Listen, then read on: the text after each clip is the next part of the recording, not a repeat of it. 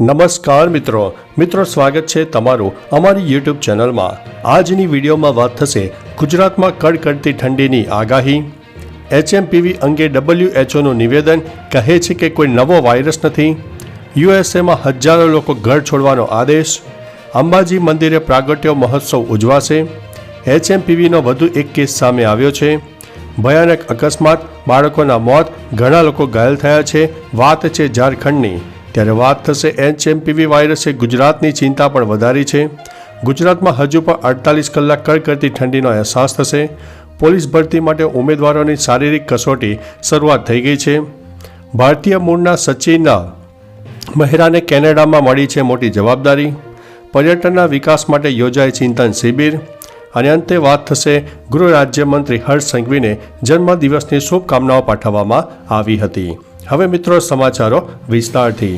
ગુજરાતના ગૃહ રાજ્યમંત્રી હર્ષ સંઘવીનો ગઈકાલે જન્મદિવસ હતો, ત્યારે મોટા નેતાઓ જેમ કે CR પાટીલે તેમને જન્મદિવસની હાર્દિક શુભકામનાઓ પાઠવી। કહ્યું કે આપણી રાષ્ટ્ર સેવાની ભાવના વધુને વધુ મજબૂત બને। ઈશ્વર આપને સુખાકારી અને સ્વાસ્થ્ય સાથે દીર્ઘાયુ પ્રદાન કરે। આવનારું નવું વર્ષ આપના માટે ખૂબ મંગલકારી નીવડે તેવી પ્રાર્થના। હર્ષ સંઘવીએ પણ પાટીલનો આભાર માન્યો હતો। મિત્રો, અન્ય મહત્વના સમાચારની વાત કરીએ તો પર્યટનના વિકાસ માટે યોજાય ચિંતન શિબિર। ગુજરાતના પ્રવાસન વિભાગ દ્વારા holistic development of tourism in Gujarat વિષય પર ચિંતન શિબિરનું આયોજન કરવામાં આવ્યું। પ્રવાસન મંત્રી મોળુભાઈ બેરાની અધ્યક્ષતામાં આ ચિંતન શિબિર થઈ હતી, જેમાં ગુજરાતના પર્યટનના વિકાસ માટે તમામ વિભાગના ઉચ્ચ અધિકારીઓ જોડાયા હતા। દરમિયાન વન્યજીવન અને ગુજરાતના વન્ય પ્રાણીઓ, પ્રવાસનની વિકાસ ગાથા અને ગુજરાત ટુરિઝમ કેલેન્ડર 2025નું પણ લોકાર્પણ કરવામાં આવ્યું હતું। મિત્રો, અન્ય મહત્વના સમાચારની વાત કરીએ તો ભારતીય મૂળના સચિન મહેરાને કેનેડામાં મળી છે મોટી જવાબદારી। સોમવારે કેનેડાના જસ્ટિન ટ્રુડોએ PM પદ પરથી રાજીનામું આપી દીધું હતું। જો કે લિબરલ પાર્ટીના નવા નેતાની પસંદગી ન થાય ત્યાં સુધી ટ્રુડો કાર્યકારી PM રહેશે। આ પાર્ટી નેતાની પસંદગીની જવાબદારી ભારતીય મૂળના સચિન મહેરાને મળી છે। તેઓ બિઝનેસમેન છે, તેઓ લિબરલ પાર્ટીના પ્રેસિડેન્ટ છે। એવું માનવામાં આવી રહ્યું છે કે કેનેડામાં ટૂંક સમયમાં ચૂંટણીનું આયોજન થઈ શકે છે। મિત્રો, અન્ય મહત્વના સમાચારની વાત કરીએ તો પોલીસ ભરતી માટે ઉમેદવારોની શારીરિક કસોટીની પરીક્ષાનું આયોજન। ગુજરાતમાં 15 પરીક્ષા કેન્દ્રો પર પોલીસ ભરતી માટે ઉમેદવારોની ફિઝિકલ એફિશિયન્સી ટેસ્ટ PET ગઈકાલથી શરૂ થઈ ગઈ છે। દરમિયાન વહેલી સવારથી જ ઉમેદવારો કેન્દ્રો ઉપર પહોંચી ગયા હતા। ગ્રાઉન્ડના મોનિટરિંગ માટે ગાંધીનગર ખાતે ભરતી બોર્ડનો સેન્ટ્રલ કંટ્રોલ રૂમ કામ પર લાગી ગયો હતો। પોલીસ ભરતી માટે 16 લાખ ઉમેદવારોની અરજીમાંથી 10,73,786 ઉમેદવારોની અરજી કન્ફર્મ થઈ છે। મિત્રો, અન્ય મહત્વના સમાચારની વાત કરીએ તો ગુજરાતમાં હજુ પણ 48 કલાક કડકડતી ઠંડીનો અહેસાસ થશે। ઉત્તર ભારતમાં રાજ્યમાં ભારે હિમવર્ષાને કારણે ત્યાં ઠંડા પવનો ગુજરાત તરફ આવી રહ્યા છે। તેથી છેલ્લા 2 દિવસમાં રાજ્યમાં તાપમાન 4 થી 5 ડિગ્રી જેટલું ગગડી ગયું છે। વહેલી સવારે ઠંડા પવન પણ ફૂંકાઈ રહ્યા છે। આવામાં હજુ 48 કલાક આવું જ વાતાવરણ યથાવત રહી શકે છે। 2 દિવસ બાદ 2 થી 3 ડિગ્રી તાપમાનમાં વધારો થશે તો ઘટી શકે છે ઠંડી, અને આ આગાહી હવામાન વિભાગે વ્યક્ત કરી છે। મિત્રો, અન્ય મહત્વના સમાચારની વાત કરીએ તો HMPV વાયરસે ગુજરાતની ચિંતા વધારી છે। ગુજરાતમાં HMPV વાયરસનો બીજો કેસ નોંધાયો છે। હિંમતનગરની ખાનગી હોસ્પિટલમાં સારવાર હેઠળના 8 વર્ષના બાળકનો HMPVનો રિપોર્ટ પોઝિટિવ આવ્યો હોવાનું સામે આવ્યું છે। પહેલો કેસ અમદાવાદમાં આવ્યો હતો। ઉલ્લેખનીય છે કે હાલ બાળક ICUમાં સારવાર હેઠળ છે। બાળક પ્રાંતિજ તાલુકાનો એક ગામનો છે, જ્યારે જિલ્લામાં HMPVનો કેસ સામે આવતાની સાથે આરોગ્ય વિભાગ હરકતમાં આવી ગયું છે। મિત્રો, અન્ય મહત્વના સમાચારની વાત કરીએ તો ભયાનક અકસ્માત, બાળકોના મોત, ઘણા લોકો થયા છે ઘાયલ।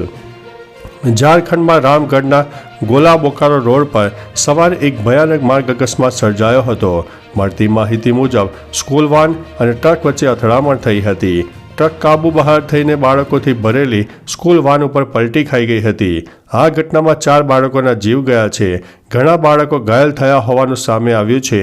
અકસ્માત બાદ ઘટના સ્થળે ભારે અફરાતફરીનો માહોલ સર્જાઈ ગયો હતો।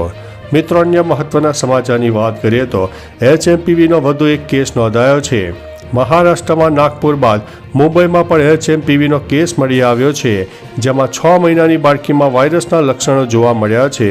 ડોક્ટરોનું કહેવું છે કે બાળકીને ICUમાં બ્રોન્કો ડાયલેટર્સ જેવી દવાઓ સાથે લક્ષણોની સારવાર આપવામાં આવી રહી છે, કારણ કે આ વાયરસની કોઈ ચોક્કસ સારવાર નથી. બાળકીને 5 દિવસ બાદ હોસ્પિટલમાંથી રજા મળી છે. ભારતમાં અત્યાર સુધીમાં આ વાયરસના 9 કેસ નોંધાઈ ચૂક્યા છે. મિત્રો, અન્ય મહત્વના સમાચારની વાત કરીએ તો અંબાજી મંદિરે પ્રાગટ્ય મહોત્સવનું આયોજન. ગિરનાર પર્વતના 5000 પગથિયે બિરાજમાન માતા અંબાજીના મંદિરે તારીખ 13 જાન્યુઆરી સોમવારે પ્રાગટ્ય મહોત્સવની ધામધૂમથી ઉજવણી કરવામાં આવશે. 52 શક્તિપીઠો પૈકીની એક ઉદયનીઠ પીઠ તરીકે ઓળખાતી અંબાજી માતાના મંદિરે વહેલી સવારથી જ શ્રી સૂક્તના પાઠ, હોમ હવન, અભિષેક, ધજારોહણ, મહાપ્રસાદનું અનેરું આયોજન કરવામાં આવ્યું છે. સવારના 7 વાગ્યાથી બપોરના 2 વાગ્યા સુધી માતાજીનો પ્રાગટ્ય ઉત્સવ ધામધૂમથી ઉજવવામાં આવશે. મિત્રો, અન્ય મહત્વના સમાચારની વાત કરીએ તો હજારો લોકોને ઘર છોડવાનો આદેશ. વાત છે અમેરિકાની. અમેરિકામાં લોસ એન્જલસના જંગલોમાં લાગેલી આગ હજુ ફેલાઈ રહી છે. 10 એકરની ત્રિજ્યામાં શરૂ થયેલી આગ થોડા કલાકોમાં લગભગ 2900 એકરમાં ફેલાઈ ગઈ હતી. જ્વાળાઓ એટલી પ્રબળ છે કે તેને સેંકડો ઘરોને લપેટમાં લીધા છે. લોસ એન્જલસમાં ઇમરજન્સી સ્થિતિ જાહેર કરવામાં આવી છે. ફાયર ડિપાર્ટમેન્ટના ચીફ ક્રિસ્ટિન ક્રોલીએ જણાવ્યું હતું કે 30,000 લોકોને તેમના ઘર ખાલી કરવા માટે કહેવામાં આવ્યું છે. મિત્રો, અન્ય મહત્વના સમાચારની વાત કરીએ તો HMPV અંગે WHOનું નિવેદન કહે છે કે કોઈ નવો વાયરસ નથી. WHOએ HMPV વાયરસને લઈને નિવેદન જારી કર્યું છે કે HMPV એ નવો વાયરસ નથી, પરંતુ તેની ઓળખ 2001માં પ્રથમ વખત થઈ હતી અને તે લાંબા સમયથી માનવ વસ્તીમાં હાજર છે. આ એક સામાન્ય વાયરસ છે જે શિયાળા અને વસંત ઋતુમાં વધે છે. HMPV સામાન્ય રીતે સામાન્ય શરદી જેવા શ્વસન લક્ષણોનું કારણ બને છે. WHOએ આ વાયરસ વિશે ભારે ચિંતાને નકારી છે, તેને સામાન્ય વાયરસ ગણાવ્યો છે. મિત્રો, અન્ય મહત્વના સમાચારની વાત કરીએ તો ગુજરાતમાં ઠંડીની મોટી આગાહી. અત્યારે ગુજરાતમાં હાડ થીજાવતી ઠંડી પડી રહી છે.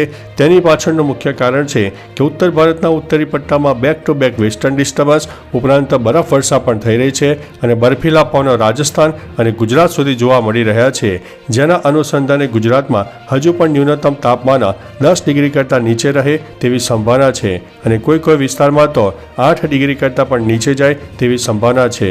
એટલે હજુ પણ આગામી 2 થી 3 દિવસ ગુજરાતમાં હાડ થીજાવતી ઠંડીનો અહેસાસ થનારો છે.